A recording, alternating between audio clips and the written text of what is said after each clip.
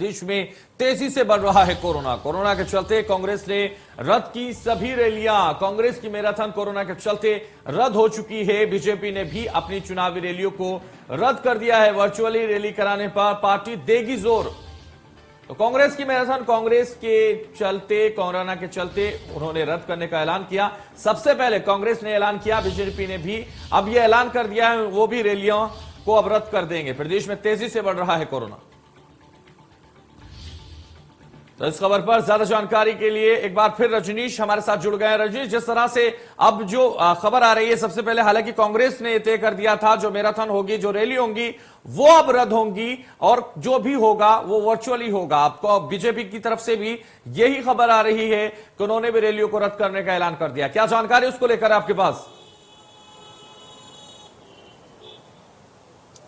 देखिए Haider, social media पर तमाम तरीके से जिस तरीके से मीम चल रहा था कोरोना को लेके, तो कोरोना शादियों में जाने से डरता है, कोरोना दिन में रात में निकलने से डरता है, लेकिन सियासी पार्टियों के जो राजनीतिक दल के लोग हैं उनकी रैलियां होगी। लगातार इधर रैलियां हो रही थी, किसी का जन विश्वास यात्रा निकल रहा था तो किसी का प्रतिज्ञा यात्रा निकल रहा था और यात्राओं में भीड़ भी हो रहा था।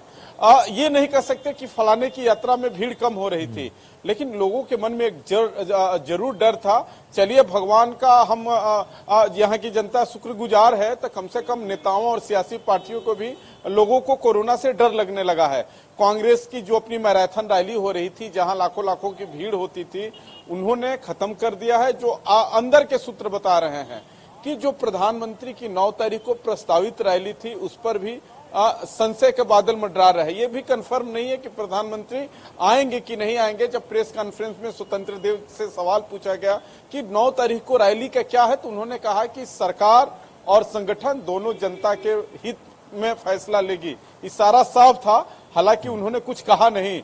तो ये तो तय है कि धीरे धीरे जो भी राजनीतिक दल के लोग होंगे वो वर्चुअल रैली ही करेंगे, क्योंकि जनता में भी आक्रोश है कि रैलियों में भीड़ हो रही है। हालांकि वही जनता जा भी रही है, जनता में आक्रोश तो है, लेकिन वही जनता जा भी रही है, तो कहीं ना कहीं मन में एक जरूर है। और चलिए देर से ही सही सियासी पार्टियों में थोड़ी समझ आई है। माना जा रहा है कि 2022 के विधानसभा इलेक्शन में वर्चुअल रैली को ही ये लोग संबोधित करेंगे वर्चुअल तरीके से। बिल्कुल, तो कहीं ना कहीं अब समझ आई है और ये जरूरी भी था। ऐसे वक्त में भी नहीं समझ आती तो आखिर कब आती, क्योंकि लगातार जो कोरोना का प्रकोप है वो बढ़ता जा रहा है। चलिए, बहुत शुक्रिया हमारे साथ जुड़ने के लिए रजनीश आपका। हम खबरों में आगे